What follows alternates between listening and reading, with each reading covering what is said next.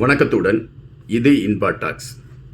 இன்று உலகமே மிகவும் பரபரப்பாக பேசிக்கொண்டிருக்கக்கூடிய ஒரு செய்தி, வெனிசுலாவின் அதிபராக இருக்கக்கூடிய நிக்கோலஸ் மதுரோ என்கின்றவரை அமெரிக்கா கைது செய்திருக்கக்கூடிய விடயமும், அதனை மையப்படுத்தி சீனா, ரஷ்யா போன்ற நாடுகள் தெரிவித்திருக்கக்கூடிய கண்டனமும், அமெரிக்கா இன்னொரு நாட்டின் இறையாண்மை மீது தவறான பார்வையை பதித்திருக்கிறது என்கின்ற செய்திகளும் வலுவடைந்து கொண்டிருக்கின்றன.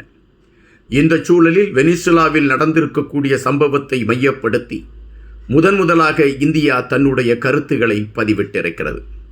அதுவும் வெனிசுலாவில் இருக்கக்கூடிய இந்தியர்கள் என்ன சூழலிலும் வெளியே வராதீர்கள் என்கின்ற எச்சரிக்கையோடு அமெரிக்காவிற்கு மறைமுகமான ஒரு கண்டனத்தையும் இந்தியா வைத்திருக்கிறது என்பதாகத்தான் இப்பொழுது வந்திருக்கக்கூடிய செய்திகள் சொல்லப்படுகின்றன.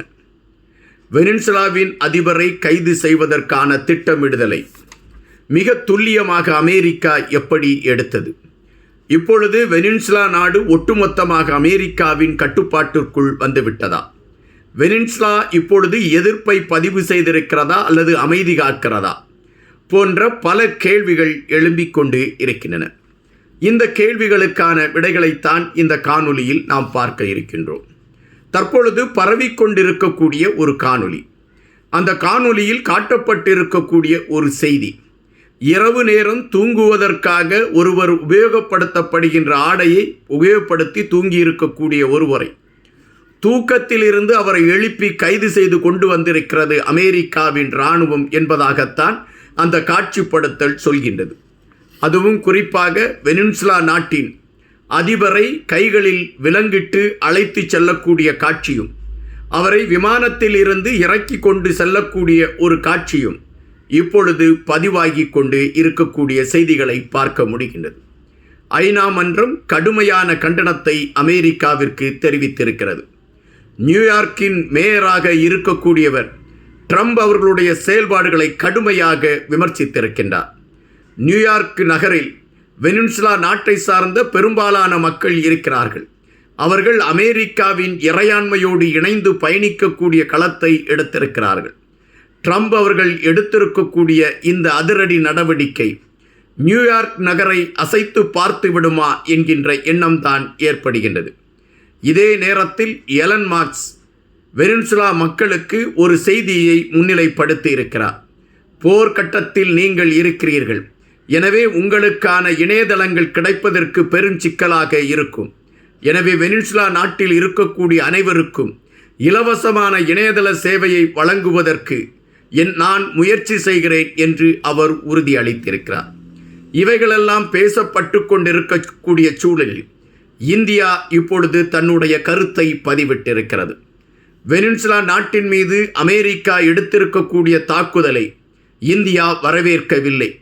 காரணம், எப்பொழுதுமே இரு நாடுகள் நட்புடன் பயணிக்க வேண்டும், போர் இல்லாத உலக வேண்டும் என்கின்ற அடிப்படையில் பயணிக்கக்கூடிய இந்தியா இதை ஏற்றுக்கொள்ளவில்லை. அதுபோல அமெரிக்காவின் இராணுவத்தினர் வெனிசுலாக்குள் நடத்தி கொண்டிருக்கக்கூடிய தாக்குதலில் அப்பாவி மக்கள் பாதிக்கப்பட்டுவிடக்கூடாது என்கின்ற விடயத்தில் இந்தியா மிக தெளிவாக இருக்கிறது என்பதை இந்தியாவின் இருந்து வெளியிடப்பட்டிருக்கக்கூடிய செய்தி மூலம் குறிக்கப்பட்டிருக்கின்றது. அப்படியென்றால் அங்கு இருக்கக்கூடிய பொதுமக்கள் பாதுகாக்கப்பட வேண்டும் என்கின்ற நிலைப்பாட்டில் இந்தியா மிக தெளிவான ஒரு கருத்தை பதிவிட்டிருக்கிறது என்பதாகத்தான் பார்க்க முடிகின்றது. வெனிசுலாவின் அதிபரை எப்படி கைது செய்தது அமெரிக்கா என்கின்ற கேள்வி வருகின்ற பொழுது இவ்வளவு லகுவாக 2 மணி நேரம் 20 நிமிடத்திற்குள் ஒரு நாட்டிற்குள் இராணுவம் சென்று அந்த நாட்டில் இருக்கக்கூடிய அதிபரை கைது செய்து வந்திருக்கிறது என்றால் அது எப்படி நடைமுறைக்கு சாத்தியப்படும் என்கின்ற கேள்விகள் எழும்புகின்ற பொழுது, அமெரிக்காவின் அடுத்த நகர்வுகள் அல்லது இதற்கு முன்பு அமெரிக்கா என்ன திட்டமிடுதலை கையில் எடுத்திருந்தது என்கின்ற கேள்விகள் எழும்புகின்றன. அதன் அடிப்படையை வைத்து பார்க்கின்ற பொழுது அமெரிக்கா 6 மாதங்களுக்கு முன்பே வெனிசுலாவின் அதிபரை கைது செய்வதற்கான நடவடிக்கை எடுப்பதற்கான திட்டமிடுதலை அவர்கள் கையில் எடுத்து விட்டார்கள் என்றும், அதற்கான பயிற்சிகள் இராணுவத்திற்கு கொடுக்கப்பட்டது என்றும், வெனிசுலாவின் அரண்மனை போன்ற அந்த தோற்றத்தோடு உடைய மாதிரிகள் செய்யப்பட்டு அதில் எந்தெந்த கோணத்தில் உள்நுழைந்து நாம் எப்படி அவர்களை கைது செய்ய முடியும் என்கின்ற ஒத்திகைகள் எடுக்கப்பட்டதாகவும் செய்திகள் வருகின்றன. எப்படி நிக்கோலஸ் அவர்களை கைது செய்தார்கள் என்கின்ற கேள்விக்குள் போகின்ற பொழுது, நிக்கோலஸ் அவர்களோடு பயணித்து கொண்டிருக்கக்கூடிய ஒருவரை உளவாளியாக அமெரிக்காவின் இராணுவம் தன் கைவசம் எடுத்துக்கொண்டது என்றும், நிக்கோலஸ் எங்கு தங்குவார், எங்கு செல்வார், அவருடைய இரவு பழக்க வழக்கங்கள் என்ன, அவருடைய காலை பழக்க வழக்கங்கள் என்ன, அவரோடு யார் யார் இருப்பார், அவர் எப்பொழுது தனித்திருப்பார் போன்ற அனைத்து விடயங்களையும் மிக துல்லியமாக அந்த உளவாளி மூலம் பெற்றுக்கொண்டது அமெரிக்காவின் இராணுவம் என்கின்ற செய்திகள் வருகின்றன.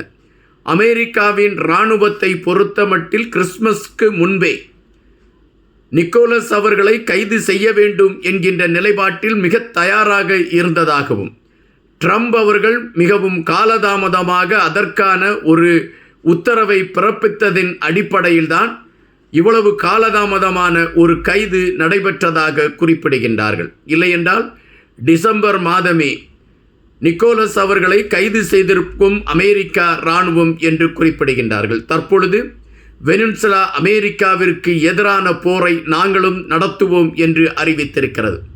எந்த சூழலிலும் அமெரிக்காவின் மிரட்டலுக்கும் உருட்டலுக்கும் நாங்கள் அடிபணிய போவதில்லை என்பதை ஆணித்தரமாக பதிவிட்டிருக்கிறார்கள். தற்பொழுது புதிதாக ஒரு பெண்மணியை அங்கு இருக்கக்கூடிய நீதிமன்றம் அந்நாட்டை பார்ப்பதற்கு அவரை நியமித்திருக்கிறது.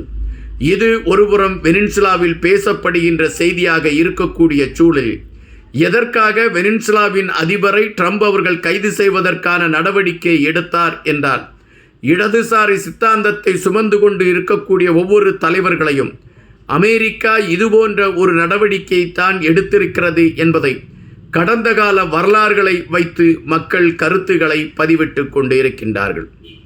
வெனிசுலாவிலிருந்து மிக தாராளமான போதைப் பொருட்கள் அமெரிக்காவிற்கு கடத்தப்பட்டு கொண்டு இருப்பதாகவும், அமெரிக்காவில் இருக்கக்கூடிய இளைஞர்கள் இந்த போதை மயக்கத்தில் தங்களுடைய வாழ்வியலை தொலைத்து கொண்டிருக்கிறார்கள் என்கின்ற அடிப்படையிலும் இந்த வெனிசுலா நாட்டின் அதிபர் மீது ட்ரம்ப் அவர்கள் கடும் சினத்தில் இருந்தார் என்கின்ற செய்திகள் வருகின்றன.